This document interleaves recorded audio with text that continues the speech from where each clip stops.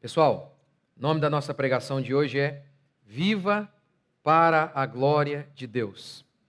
Nossa série de Romanos, e hoje a gente vai concluir o capítulo 11 de Romanos. Vamos ler Romanos 11, 33. Isso aqui é uma doxologia, é uma adoração, é um louvor a Deus. Romanos 11, 33. Ó profundidade da riqueza, da sabedoria e do conhecimento de Deus! Quão insondáveis são os seus juízos, quão inescrutáveis os seus caminhos! Pois quem conheceu a mente do Senhor? Quem se tornou seu conselheiro? Quem deu conselho para Deus? Quem primeiro lhe deu alguma coisa para que lhe seja recompensado? Deus está devendo alguma coisa para alguém? Porque todas as coisas são dele, por ele e para ele. A ele seja a glória eternamente. Amém. Porque dele, para ele, porque dele, por ele, para ele são todas as coisas. Essa versão revista atualizada é mais conhecida, né? Então, viva para a glória de Deus. Essa é a famosa doxologia de Paulo, a adoração de Paulo, Paulo glorificando a Deus. Eu quero começar dizendo para vocês o seguinte, que a vida cristã é um culto, toda ela. E com isso, eu não estou querendo dizer que nós temos uma vida de cantoria constante, mas sim que nós vivemos em todo o tempo para a glória de Deus, que tudo na nossa existência deve convergir para isso. Tudo que fazemos deve ser para a glória de Deus. Qual o fim principal do homem? Pergunta a Confissão de Westminster. E a resposta é: o fim principal do homem é glorificar a Deus e gozá-lo para sempre. O maior objetivo da existência humana é glorificar a Deus. Que por meio de nossas vidas, Deus seja glorificado. Paulo, então, termina essa porção aqui da Escritura em que ele desenvolveu todo o plano de salvação. E depois de desenvolver todo o plano de salvação, como Deus nos salvou, o apóstolo Paulo termina em louvor a Deus. O conhecimento de Paulo, o conhecimento que Deus deu para Paulo, ele leva à adoração. Então, eu quero começar primeiro falando sobre isso. O louvor pelo plano de salvação. Paulo está maravilhado com o fato de que Deus salvou o seu povo e a maneira que Deus fez isso. Paulo chega e diz, olha, é profundo, é espetacular, é insondável. A mente humana por si só jamais poderia arquitetar algo assim ou compreender algo assim. É simplesmente espetacular o que Deus fez, a maneira que Deus arquitetou a salvação de seu povo. Primeiro, Paulo desenvolveu aqui ao longo de sua epístola a ideia sempre repetida de que ninguém será salvo pela obediência da lei. Ninguém seria salvo por ser bom. Ninguém. Ora, a Bíblia declara sistematicamente que Deus odeia o que é mal. Qualquer ser humano, por mais ignorante que seja, sabe disso, que Deus, ele não pode compactuar com aquilo que é mal.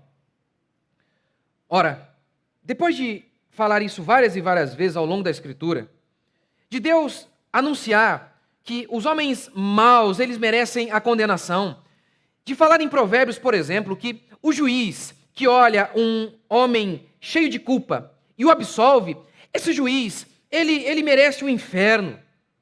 Isso não pode, isso é torcer o direito. Ao longo de toda a Escritura, isso é anunciado. Homens maus devem morrer e apenas homens bons podem ser salvos.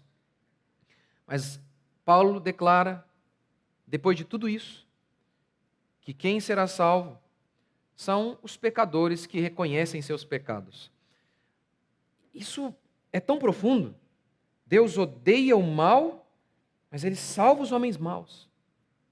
Isso é tão profundo que os próprios judeus não entenderam isso. Como que Deus pode odiar o mal e salvar o homem mau? Isso é profundo demais. Isso é tão profundo que nós não conseguimos compreender que alguns pastores inventaram aquela doutrina incorreta, aquela frase incorreta, que Deus odeia o pecado, mas ele ama o pecador. E assim, com essa frase, parece que está tudo resolvido, mas é de uma ignorância absurda. Por quê? Como que você pode separar o pecado do pecador? O ato daquele que move esse ato, daquele que faz esse ato. Por exemplo, não existiria assassinato sem o assassino.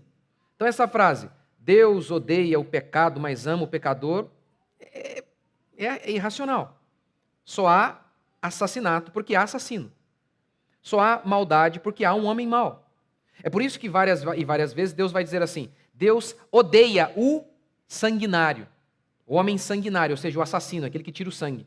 O texto não diz que Deus odeia apenas o assassinato. O texto diz que Deus abomina, odeia, com todo o seu ser, o assassino. Ok. Explique para nós, então, como que Deus pôde ter amado Paulo, que era um assassino. Oh, profundidade. Oh, Deus odeia o mal. E Deus odeia o homem mau. Como, então, Deus pôde conseguir esse milagre de amar você, que é um homem mau? Se a própria Bíblia declara que Deus odeia os maus, são várias as passagens, são várias, não é uma nem duas, são várias passagens em que Deus declara o seu repúdio pelos homens maus. São várias, não pelo pecado apenas, mas pelo homem que comete o pecado. Me explique então, como Deus pôde ter amado você? É por isso que Paulo está aqui dizendo, ó profundidade da sabedoria. Insondável, os seus juízos são insondáveis para nós, homens malignos. É insondável que um homem esteja na cruz do Calvário, que há poucos minutos ele estava blasfemando contra Jesus Cristo. Ele era culpado, ele afirma isso. E naquela época, na cruz iam os piores bandidos. Era um sistema de pena capital do Império Romano para matar os piores bandidos. Esse bandido diz, nós estamos aqui porque merecemos.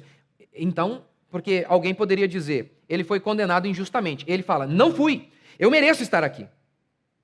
E como se não bastasse ter toda uma vida de pecado, na cruz ele estava pecando. Na cruz ele blasfemava, diz o texto bíblico. Os dois blasfemavam, diz o texto sagrado. Mas diz o texto que alguma coisa acontece, nos 45 minutos do segundo tempo, ele para tudo e diz, ei, pare! Ele adverte o outro ladrão, pare! Como assim? Você estava comigo aqui gritando e blasfemando. Eu sei, mas pare, porque nós merecemos estar aqui. Ele não. Senhor, lembra-te de mim quando vieres no teu reino. E ele ouve o seguinte, do Deus que odeia o assassinato e o assassino. Do Deus que odeia a mentira e o mentiroso. Ele ouve o seguinte, hoje mesmo você vai estar comigo no paraíso. É por isso que Paulo diz, ó insondável, quão profundo é Deus, insondável para a nossa mente humana pequenininha. Por isso Paulo diz, bendito seja o nome do Senhor, exaltado seja o nome do Senhor, porque quando ele vê isso, Deus pegando aquele bandido criminoso, que até agora há pouco estava pecando, e Deus diz, eu vou salvá-lo. E Deus faz isso de uma maneira que Deus não se torna um juiz injusto, porque esse é o milagre. Esse é o milagre da salvação. Que Deus pega esse bandido, esse ladrão que pecou até o finalzinho e diz assim, vou te salvar. E Deus não é injusto por fazer isso. Paulo diz, ó profundidade da sabedoria e do conhecimento. Qual de nós teríamos concebido isso? Outro elemento da salvação que Paulo destrinchou aqui para nós em Romanos é a eleição. Como Deus nos salvou por meio da eleição, Ele nos elegeu antes da fundação do mundo. Paulo explica isso em Romanos 9, dizendo que havia Jacó e Esaú. Mas Deus, antes mesmo de ambos terem nascido, Deus já havia determinado quem seria salvo, que era Jacó. Os dois não tinham nascido nem tinham feito bem ou mal, para que o propósito da eleição permaneça. E aí ele vai desenvolvendo. Está vendo? Eles não tinham feito nem o bem nem o mal, mas Deus elegeu. Antes da fundação do mundo. Ok. Gente, como que Deus faz isso? Por que Ele faz? De que jeito Ele faz isso? Não sabemos. Ó profundidade da sabedoria e do conhecimento. Na interpretação arminiana, não sabemos. Não sabemos. Deus viu quem seria bom. Deus viu quem iria escolhê-lo. Até faz mais sentido, não é? Parece fazer, né? Mas não leva a gente a fazer isso aqui, ó. Oh, profundidade da sabedoria e do conhecimento. É a interpretação calvinista que, na minha opinião, está correta. Porque é ela que leva a gente a fazer isso aqui, ó. Como que ele fez isso? De que jeito? Como? Mas com base em quê? Não tinham feito bem nem o mal? Como que é isso? É essa a interpretação, que é a interpretação correta, e a interpretação calvinista. É só essa que leva você a Romanos 11:33, a dizer, profundidade da sabedoria e do conhecimento. Porque a interpretação calvinista é essa. Deus elegeu, antes da fundação do mundo, aqueles homens que ele iria salvar, de acordo com o seu bel prazer. E ele pode fazer isso, e ele pode determinar o que ele quiser. Mas como? De que jeito que ele fez? Não sei, eu tenho que terminar como Paulo. Ó profundidade da sabedoria e do conhecimento, quão insondáveis são os seus juízos. Insondável. A ideia aqui é da sonda mesmo, sabe? Paralelo vai em português. Aquela sonda que quer ver um paralelo? Uma sonda que você coloca, sei lá, para achar petróleo. E ele diz, olha, não dá. O pensamento de Deus é tão profundo que você pode colocar toda a sonda humana e você não vai chegar até a profundidade dele. Não dá, você não alcança. A eleição é assim. Está vendo? Para que você cante como Paulo aqui, só dá para você cantar como Paulo se você interpretar de maneira correta, que na minha opinião é a maneira calvinista. É a maneira que a gente fica assim, que jeito? Como que ele fez isso, meu Deus? Qual foi? Como? É assim. Na interpretação, como que Deus salvou de acordo com outros homens? Olha, tinha gente boa e gente ruim, Deus pegou o bom, salvou o bom e condenou o mal. Acabou, não tem nada de insondável nisso. Tem? Tem algo profundo nisso? Não tem. Agora veja a interpretação calvinista. Todo mundo é podre e maligno e mesmo assim Deus, antes da fundação do mundo, ele decidiu quem ele iria salvar. Que jeito? Hã? Como, Paulo? Explique para nós. Não vou explicar. Não, eu vou dizer, bendito seja o nome do Senhor. Quão insondáveis são os seus juízos. Quão insondáveis. Quão insondáveis. Outro elemento aqui da salvação do povo de Deus é a maneira como Deus salvou tanto Israel, o Israel natural, quanto os gentios. Também foi espetacular, insondável, maravilhoso. Quem pensaria assim? Lembra? Paulo vai dizendo o seguinte, olha, a queda dos judeus, o endurecimento dos judeus, levou à salvação dos gentios. Por quê? Paulo estava pregando para os judeus. E os judeus rejeitaram. Por isso diz o texto que Paulo saiu dali, da sinagoga dos judeus, e foi pregar para os gentios. Porque Paulo é um só, não poderia pregar para o mundo inteiro. Já que vocês não querem, eu vou pregar ali. E foi para os gentios. E Paulo então diz aqui em Romanos, a queda dos judeus abriu caminho para que os gentios ouvissem o evangelho, para que os apóstolos fossem pregar para os gentios. Então a queda dos judeus trouxe salvação para os gentios. Ou seja, Deus nunca perde. Até a queda trouxe benefício. Mas aí Paulo continua dizendo o seguinte, que a salvação dos judeus colocou o povo de Israel em ciúmes. E aqui, obviamente, de maneira positiva.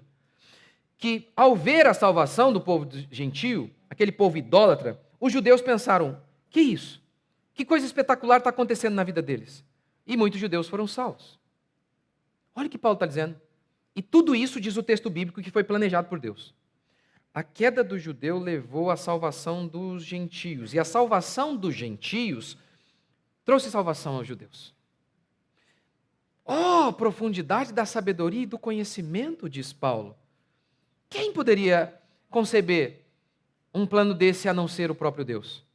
Quem poderia ser tão engenhoso, senão o próprio Deus, para fazer isso? Segundo, o conhecimento deve levar à adoração.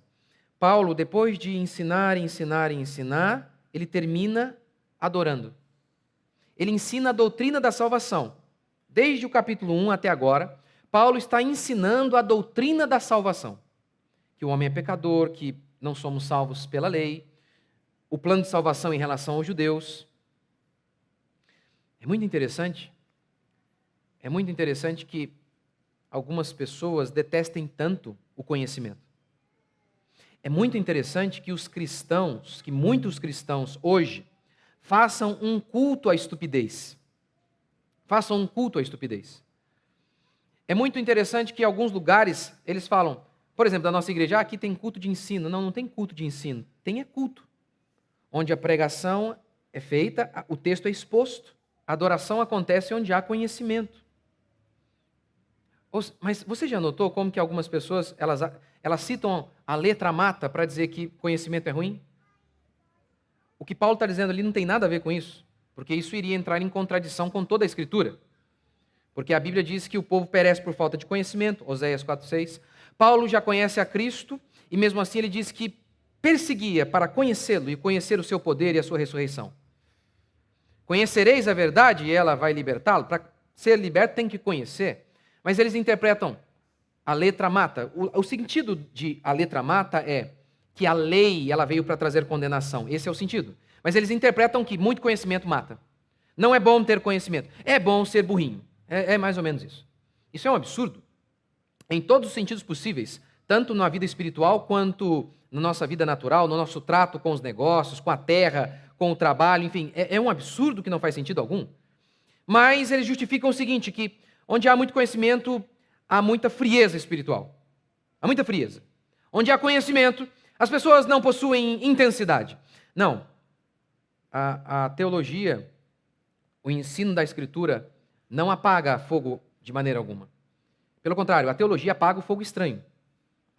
O emocionalismo, onde há aparentemente tanta emoção, mas vazio de verdade. O que a Bíblia, o conhecimento bíblico faz é apagar o fogo estranho, não o fogo verdadeiro, de forma alguma. Pelo contrário, o conhecimento genuíno levou Paulo a dizer o que? Bendito seja o nome do Senhor. É quando você entende quem Deus é. É quando você compreende o que Deus fez. Você então termina dizendo, ó profundidade da sabedoria. E a expressão aqui é essa mesmo, né? Ó. É de alguém que está maravilhado. De alguém que adora mesmo, que está intensamente diante de Deus. Essa é a ideia. É por isso que a teologia, ela leva à doxologia. Ou seja, o conhecimento leva à adoração. Quanto mais você conhece, mais você adora a Deus. Quanto mais você o compreende, mais você irá se prostrar e adorá-lo em todos os sentidos. Obviamente isso começa no culto. Não é. Você já não notou isso? Quando você ouve uma pregação, aquela pregação abre a sua mente, o seu entendimento, você é tocado. E aí a gente canta uma canção depois da pregação. Você não canta com mais intensidade? Está vendo? O conhecimento leva à adoração. É a ideia do capeta, de que gente burra é gente mais piedosa. De que gente ignorante é gente mais intensa. É mentira do diabo. Paulo está adorando a Deus, ele termina efusivamente, justamente depois de dar essa riqueza de conhecimento. Terceiro e último princípio. Quando não compreendemos, resta-nos adorar. Paulo, ele aqui em Romanos, principalmente falando sobre a eleição, ele não explica tudo. Ele diz que é assim. Ele apenas diz, é assim. Deus elegeu antes da fundação do mundo. Mas como? Que jeito? Ele não explica. Ele anuncia. Anuncia, é assim. Afinal de contas, ele é Deus. Ele faz o que ele quiser. O seu próprio conceito de justiça, ora, só existe porque Deus é justo. Então como que você pode questionar Deus? É um absurdo. Paulo fala disso aqui em Romanos 9. Como que pode o vaso falar para o oleiro? Por que você me fez assim? Não, é certo isso? É certo o que Deus está fazendo? Como que você pode questionar? É um absurdo. É simplesmente ridículo. Porque a própria noção de justiça que você tem vem de Deus. Então, Deus ele não pode cometer injustiça. Agora, o que acontece é que muitas vezes você não compreende o modo dele agir. Mas vê se faz sentido o ser humano, a criatura, questionar Deus. Não faz, de forma alguma. Por isso, Paulo termina aqui falando sobre eleição, e ele não explica tudo. Mas ele diz, é assim e acabou. Ainda que vocês não compreendam tudo, é assim, ponto final. Adorem a Deus. E ele termina adorando mesmo sem explicar tudo. Na nossa vida também isso vai acontecer várias e várias e várias vezes. O texto bíblico declara que os discípulos eles não compreendiam a salvação. Lembra, Jesus falava sobre a crucificação e o texto bíblico diz que os discípulos não entendiam. Tanto é que não entendiam que quando Jesus morreu, eles ficaram surpresos, eles ficaram tristes, eles acharam que deu alguma coisa errada. Lembra dos 2 discípulos no caminho de Emaús? Lembra? Jesus ressurreto se apresenta a eles, eles estão lá. Olha, ele morreu, a gente pensava que ele iria salvar, mas deu tudo errado. Eles não entendiam, aí diz o texto bíblico, que Jesus começa a expor o texto bíblico para eles, e aí a Bíblia declara que aí então eles compreenderam. Compreenderam o sentido das profecias, eles não compreendiam. Apesar de estar ali, eles não entendiam. Muitas vezes nós não entendemos. Não entendemos o agir de Deus, o plano de Deus. Muitas vezes. Vou dar um exemplo que eu dei aqui, acho que dei, ou vou dar? No devocional da manhã que eu faço no YouTube. Deus está libertando o povo de Israel do Egito, levando para Canaã. O texto bíblico diz exatamente assim, que Deus levou o povo pelo caminho mais longo. Por quê? Porque pelo caminho mais curto, o povo poderia se arrepender e falar, não, vamos voltar. Mas pelo caminho mais longo não teria jeito, o povo teria que ir até o final. Ao ver a guerra, no caminho mais curto, talvez o povo ia falar, não, peraí, vamos que ainda dá tempo de nos reconciliarmos com o faraó. No caminho mais longo não daria. Eu pergunto para você, eu estou aqui com vocês hoje, e eu não conto para vocês todo o plano. E eu digo que nós estamos indo para o Rio de Janeiro. E vamos imaginar que houvesse um caminho, um trajeto, que levaria apenas 1 hora. E um outro trajeto que levaria 3 horas. Logicamente falando, toda a existência humana, todo o desenvolvimento tecnológico existe justamente para encurtar o tempo, encurtar as distâncias, tornar a vida mais produtiva, em todos os sentidos, principalmente em se tratando do trabalho, é nada mais, nada menos do que arranjar um jeito mais fácil, mais rápido de se fazer algo. Logicamente, em se tratando de lógica, só um estúpido iria num caminho que leva 3 horas, sendo que você poderia ir num caminho que leva apenas 1. Mas é óbvio que Deus não anunciou o plano dele. Ele apenas disse, é assim que vai ser. Vocês vão pelo caminho mais longo. É óbvio que todo mundo poderia questionar Moisés e dizer, é irracional o que você está dizendo. E nós adoramos o Deus verdadeiro. Nós adoramos o Deus verdadeiro. Nós não somos como esses pagãos que adoram imagens, que adoram o espírito da floresta. Nós somos seres racionais, porque Deus nos dotou de razão.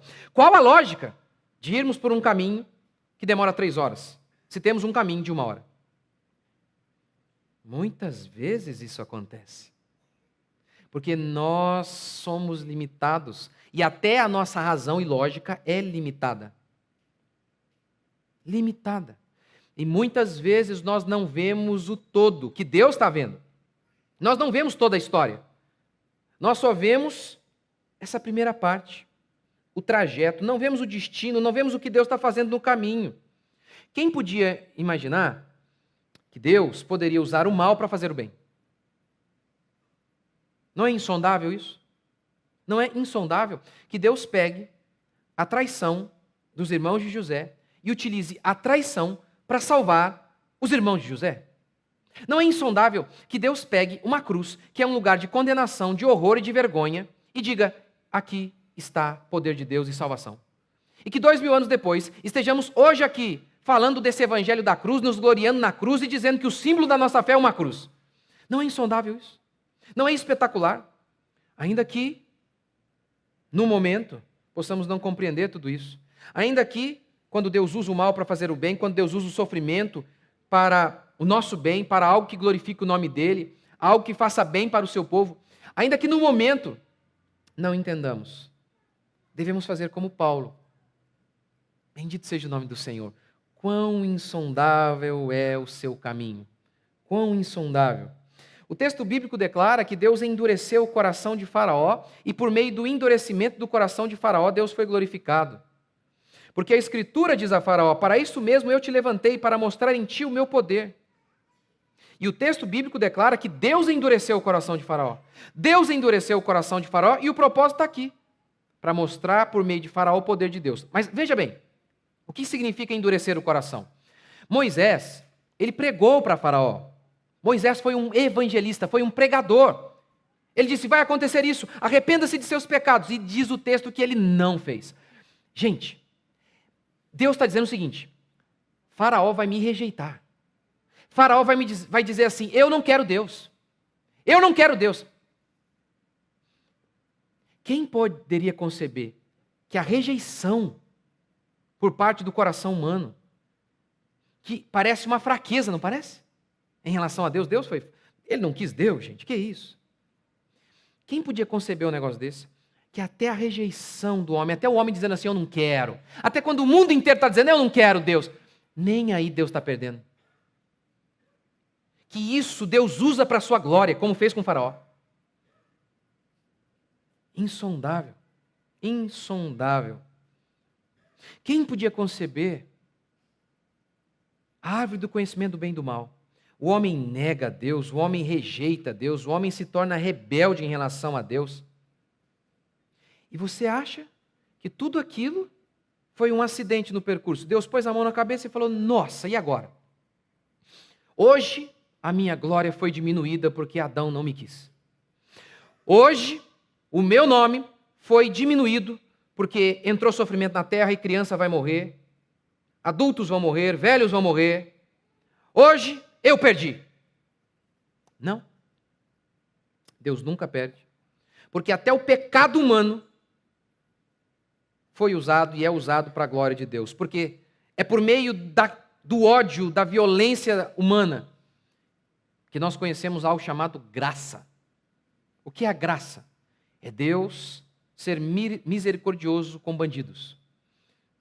Isso é insondável. Que o Deus justo seja compassivo com homens malignos.